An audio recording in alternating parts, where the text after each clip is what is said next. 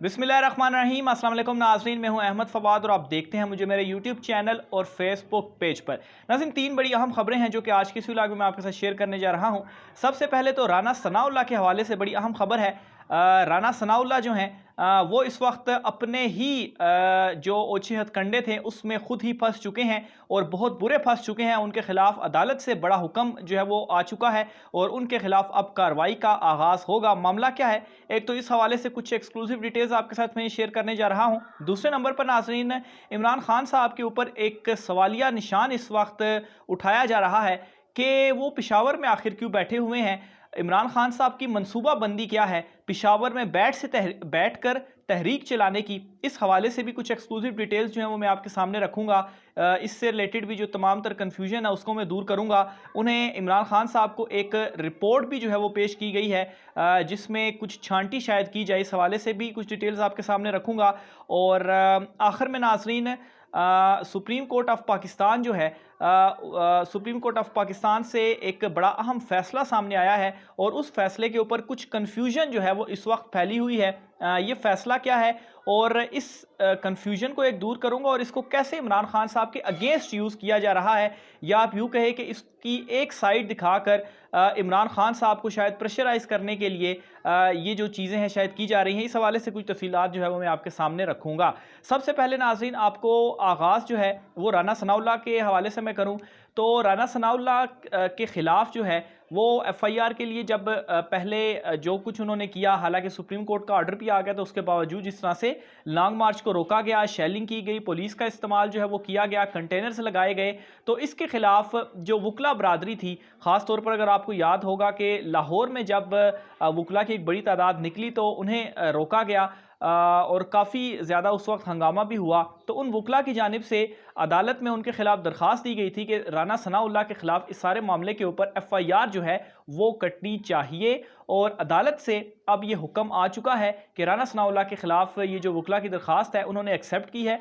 और हुक्म दिया गया है पुलिस को कि वो राना सनाउल्लाह के खिलाफ एफआईआर काटें।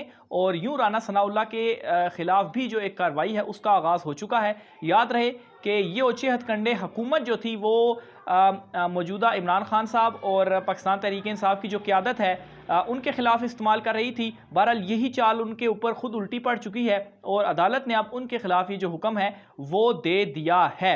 दूसरे नंबर पर नाजरीन, सुप्रीम कोर्ट से भी रिलेटेड कुछ तफसीलात मैं आपके साथ शेयर करता चलूँ। जो तौहीन अदालत की दरख्वास्त इमरान खान साहब के खिलाफ दायर की गई थी हुकूमत की जानिब से, उसका जो डिटेल जजमेंट है वो सामने आ गई है। एक तो उस डिटेल जजमेंट में जो जस्टिस याहिया अफरीदी साहब हैं उनकी जानिब से उसमें इख्तलाफी नोट जो है वो लिखा गया है और उसमें जो मुख्तसरन मैं आपको खुलासा सारा बताऊंगा, उसमें ये कहा गया है कि इमरान खान साहब की जानिब से अदालती हुक्म अदूली जो है वो की गई है और बादिउल नज़र में इनके खिलाफ कार्रवाई के जो ठोस जवाज़ है वो मौजूद था। तो एक तो ये चीज़ कही गई और फिर उसके बाद अदालत की जानिब से कुछ सवालात पूछे गए हैं और सेक्रेटरी दाखिला, DGISI, DGIB, IG police, chief commissioner को नोटिस जो है वो जारी किया गया और उनसे 7 सवालात पूछे गए हैं।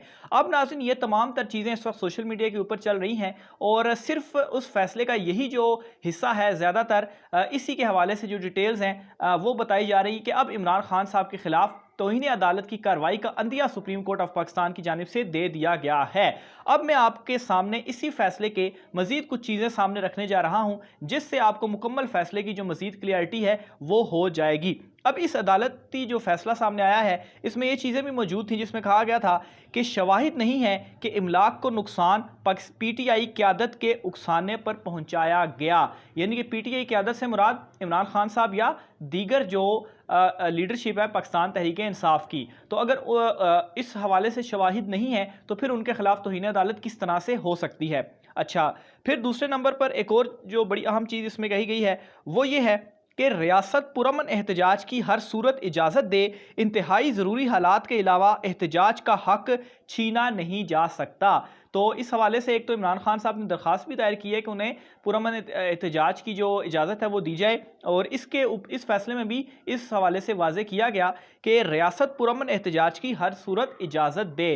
तो ये भी एक अहम चीज़ थी जो कि इस वक्त उस तरह से नहीं बताई जा रही। अब नाजरीन, इसके अलावा एक और बड़ी अहम चीज़ जो इसमें सामने आई वो ये थी, इसमें कहा गया कि इमरान खान के फ़ैसले से मज़ीद जानी व माली नुकसान की बचत हुई। और कौन सा फ़ैसला? जिसमें उन्होंने लॉन्ग मार्च को ख़त्म करने का जो ऐलान था वो किया था।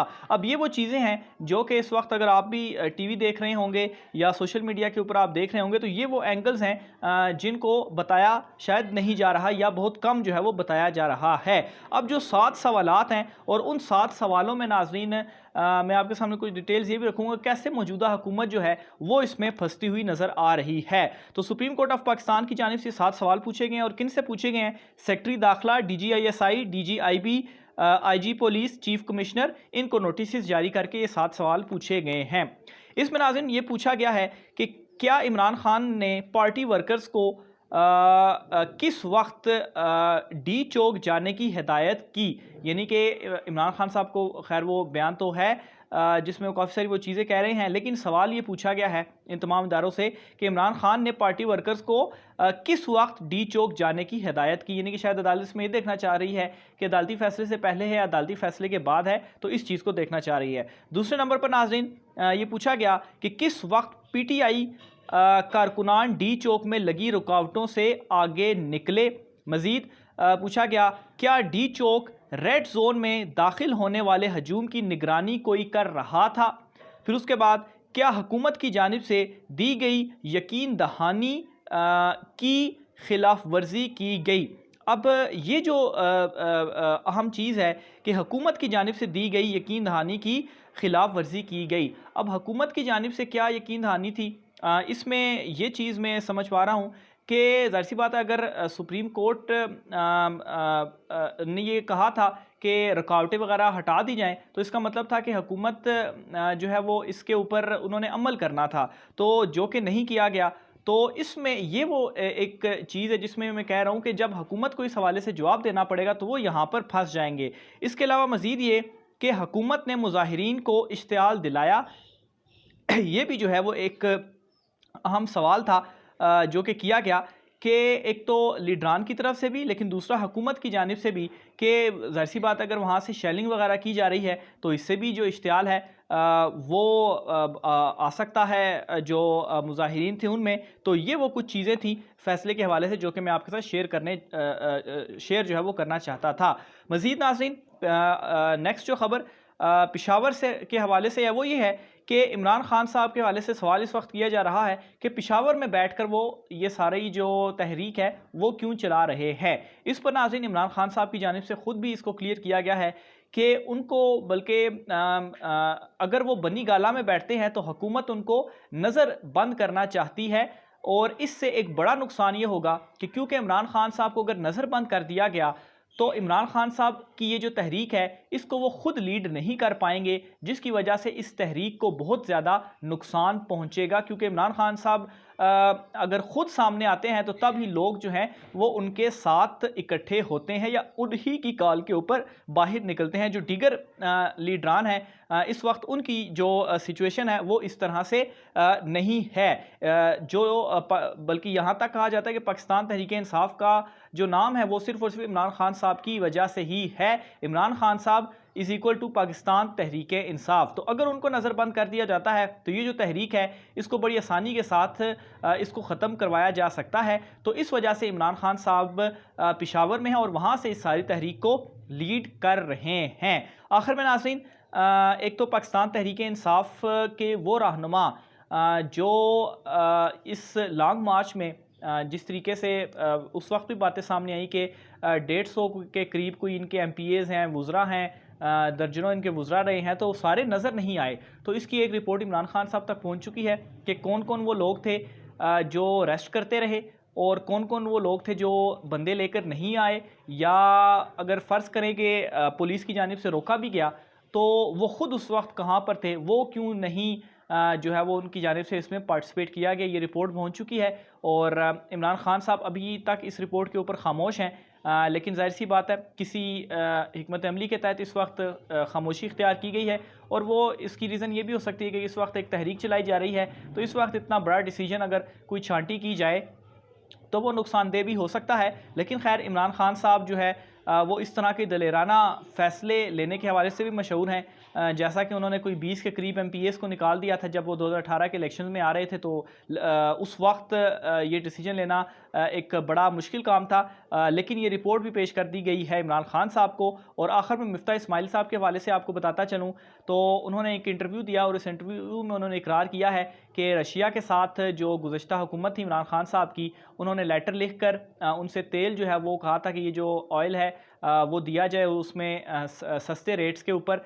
और वो इस वजह से रशिया से नहीं ले रहे क्योंकि उनके ऊपर अगर सैंक्शंस हैं, अगर सैंक्शन और अगर पाकिस्तान उससे लेगा तो इनके ऊपर भी सैंक्शंस हो जाएंगी। तो इस वजह से पाकिस्तान इस तरह से नहीं चाहता, यानी कि वही अमेरिका का जो हम गुलाम है, तो इस वजह से हम नहीं लेना चाहते रूस से जो तेल है। हालांकि आपको मैं बताऊँ इस वक्त सिर्फ 4 ममालिक ऐसे हैं जिनमें ऑस्ट्रेलिया, कनाडा, अमेरिका और गालबन यूके जो रूस से ऑयल जो है वो नहीं ले रहे। बाकी जितने भी इवन की यूरोपियन यूनियन कंट्रीज़ जो हैं वो भी जो रशिया है उससे ऑयल ले रही है और चीपर रेट्स के ऊपर ले रही है। भारत भी उनसे चीपर रेट्स के ऊपर ऑयल जो है वो ले रहा है। और ये वही लोग हैं जो कि कुछ दिन कबल ये कह रहे थे कि अगर आपकी हुकूमत जो थी वो रूस से इतने चीपर रेट्स के ऊपर ऑयल ले रही थी तो आप हमें उसके कोई सबूत दें। और ये तंज किया गया कि आप वैसे ही आवाम में अपना बयानिया बनाने के लिए ये चीज़ें कह रहे हैं, लेकिन अब उनकी जानिब से खुद इस बात का जो इकरार है वो कर लिया गया है। मज़ीद तफसील भी आप नाज़रीन से शेयर करता रहूँगा। आज की व्लॉग से इतना ही, मुझे इजाज़त दीजिए। अल्लाह हाफ़िज़।